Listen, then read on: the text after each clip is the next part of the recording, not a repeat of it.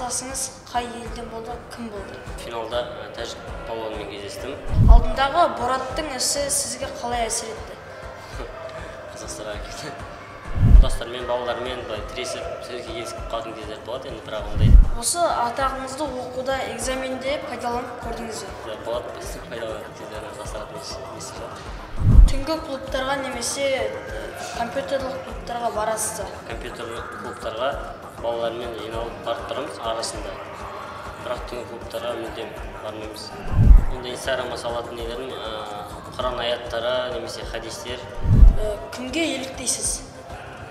Мен енді адамзаттың асыл тәжі болған пайғамбарымыз, дінді осы елімізге бүкіл әлемге жайған пайғамбарымыз Мұхаммед Мұстафа саллаллаху алейхи ва саллямға еліктеймін. Ассалаумағалейкум достар, сіздермен бірге мен Талғат Мансур. Бүгінгі біздің сұхбатымыздың қонағы самбо күресінен жастар арасындағы әлем чемпионы Бақыт Ерасыл. Ассалаумағалейкум Ерасыл аға. Сұхбатқа келісім бергеніңізге рахмет. Ендеше сұхбатымызды бастайық. Бастайық. Бірінші сұрағым, өзіңізді таныстырып кетсеңіз. Мен Бақыт Ерасыл Шерниязұлы. Өзім самбо күресімен шұғылданамын. Осы самбо күресінен жастар арасында 2009 жылы әлем чемпионымын. Ташкент қаласында өткен. Туған жерім осы Орал қаласы, Батыс Қазақстан облысы, Орал қаласы Жаңақала ауданы Жолой ауылдық округінде дүниеге келдім. 1999 жылы. Спортта қай кезден бастадыңыз? Спортқа жалпы мен мектеп кезінен бастап келдім. 6-7 сыныптарда ең бірінші күрес әліппесін сол кезде бастап үйрендім. Самбодан әлем чемпионысыз. Сол чемпионатта қалай болды, қайда болды және финалда қарсыласыңыз қай елден болды, кім болды? Өзбекстанның астанасы Ташкент қаласында өтті 2019 жылы қазан айында. Бұл жарыстан финалда тәжік палуанмен кездестім. Атылып жатып соңғы уақыттарда алған қолымен жеңісті соңғы секундтарда алған қолымен алдық. Сіз басқа елдерге Қазақстанның туын желбіретіп жүрсіз. Алдындағы Бораттың ісі сізге қалай әсер етті? Ол жағдай енді білмеймін, әркімге әртүрлі ғой. Мен ондай нәрселерге көп мән бере бермеймін. Инстаграмда олай қарағанмен бәріне каждый нәрсеге көңіл аударып, каждый нәрсеге нете берсең де білмеймін.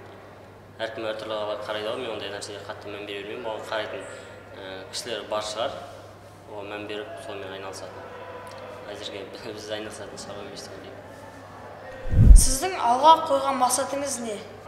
Алға қойған мақсат енді алған қолымен жастар арасында әлем чемпионы болдық. Енді бұйырса ересектер арасында әлем чемпионы болу, олимпиада чемпионы болу, бұдан да үлкен жеңіс, биік тұғырларды бағындыру, елімізге, жерімізге пайдамызды тигізу, сондай мақсат.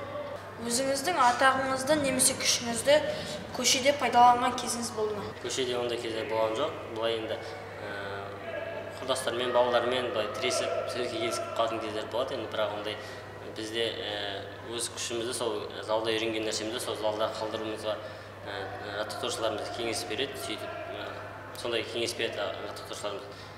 Іштегі нәрсе, залдағы нәрсе сол залда қалады. Сыртта ешқандай ешкімге күш көрсетіп, ондай немізді салмаймыз. Інілеріңіз немесе достарыңыз біреулермен төбелесіп қалып, сізді соған шешіп беруге шақырды ма? Шақырған кездер болды ма?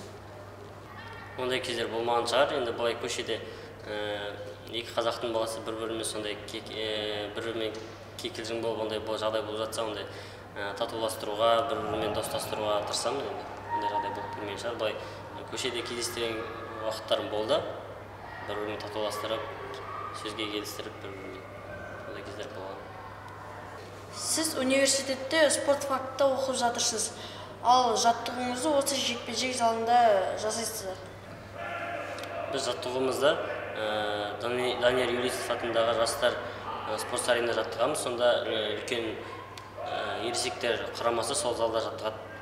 Бұл жекпе-жек спорт мектебінде жасөспірімдер, жастар құрамасы жаттығады. Сіз әлем чемпионы болып елге қайтып келгенде вокзалдан басып Жаңақалаға шейін жақсы етіп қарсылап алды. Осы сізді видеодан ат мінгізіп жатқан кезде көрдім. Тағы қандай сыйлықтар алдыңыз? одан басқа еліміздің сол ауданымыздың кәсіпкерлері, ауданымыздың әкімінің қолдауымен ауданымыздан қаражат жинап берді, $1 миллион ақша.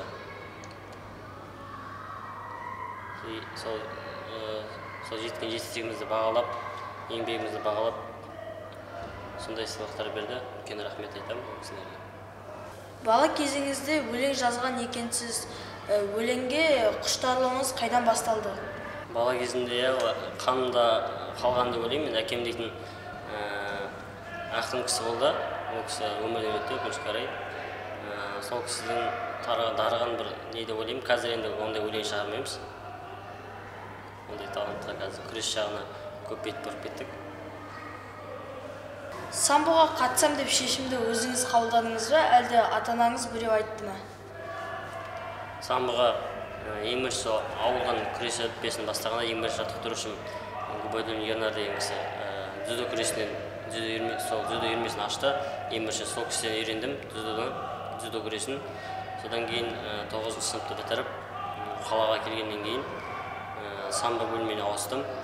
Бірінші курс Орал гуманитарлық техникалық колледжіне түсіп, осы жекпе-жек спорт мектебіне Есенғалиев Бірлес идеатолына самбо бөліміне келіп ауыстым өз шешіміммен. Қазір сол Есенғалиев Бірлес идеатолының қарауында сол кісінің қолына жаттығамыз. Одан да басқа жаттықтыратын Меңдіғалиев Арайбек, Алмағамбетов Талғат, Түменов Мұфтаула деген сияқты жаттықтырушыларымыз бар.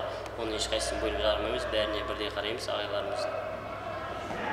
Карантин кезінде, карантин қатты күшейгенде барлығы жабылып қалып жатқанда сіздер қайда жаттықтыңыздар? Карантин уақытында үй жағдайында, далада жаттықтық. Ол кезде енді барлық залдар, барлық жаттығу залдар жабық болды. Сол себептен үй жағдайында, шаруақта, аулада сондай жаттығулар жасадық. Осы атағыңызды оқуда, экзаменде пайдаланып көрдіңіз бе? Қызық сұрақ екен. Пайдаланып көргенде енді әркез әртүрлі болады ғой. Шамалы келсе пайдаланбауға тырысасың ғой, өз еңбегіңмен, бірақ енді болады пайдаланатын кездерін жасыратын несі жоқ. Сіз таңертең нешеде тұрасыз және бос уақытыңызда не істейсіз? Енді әрбір спортшы, әрбір жетістікке жеткен адам өзінің күнделікті күн тәртібі болады. Әркім әртүрлі тұрады. Өзінің тамақ ішу несі уақытысы, ұйықтайтын уақытысы болады. Сол секілді күнделікті 7-де, 6:30-да тұруға тырысамыз. Кеште ерте ұйықтап, күндіз ерте тұрып, түстен кейін міндетті түрде демалып, бұндай режим болады. Бос уақыттыңыз? Бос уақытта енді жаттығудан басқа уақыттарда, қол босаған уақытта шамалы келсе кітап оқуға тырысам. Көп оқып, көп біліп, білгенімді өмірде пайдалануға тырысам. Түнгі клубтарға немесе компьютерлік клубтарға барасыз ба? Түнгі клубтарға енді барып көргенім жоқ. Компьютер клубтарға балалармен жиналып барған кездеріміз болады. Барып тұрамыз арасында. Бірақ түнгі клубтарға мүлдем бармаймыз. Бұндай жерге қарсымын бару. Инстаграмға сурет салғанда Абай атамыздың сөздерін мысалға келтіреді екенсіз. Абай жолын оқып көрдіңіз бе? Абай атамыздың өлеңдерін, қара сөздерін оқимын, бірақ Абай Мұхтар Әуезов атамыздың Абай жолы несін кітабын оқымадым әлі. Араб тіліндегі жазбаларыңызды көрдім. Тағы басқа қандай тілдер білесіз? Басқа қандай тіл білгенде араб тілі, онда инстаграмға салатын нелерім, Құран аяттары немесе хадистер, тәжуид ілімі, сол білгенімді салам. Басқа енді білетінім сол араб тілі, бірақ оның аудармасымен емес, бұлай арабша Құранды оқи аламын да, бұлай аудармасын аударуға әлі оны үйренген жоқпын. Кімге еліктейсіз? Кімге еліктегенде қазір атырмыз. Әркім әртүрлі ғой, әркім әртүрлі адамды әртүрлі қабылдайды. Мен енді адамзаттың асыл тәжі болған пайғамбарымыз, дінді осы елімізге, бүкіл әлемге жайған пайғамбарымыз Мұхаммед Мұстафа саллаллаху алейхи ва саллямға еліктеймін. Әрбір адам жалпы сол кісіге еліктеу керек деп ойлаймын, сол кісіден үлгі алып, сол кісінің өмірінен бір ғибрат алу керек деп ойлаймын. Одан басқа адамға еліктеп керек жоқ деп ойлаймын.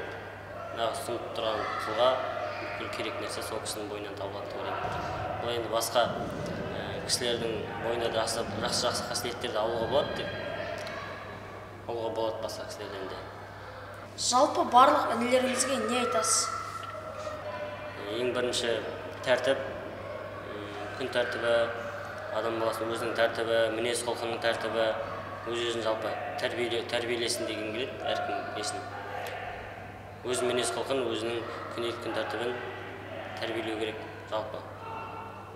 Барша адамзатқа, барша келер ұрпаққа айтатын сөзім сол.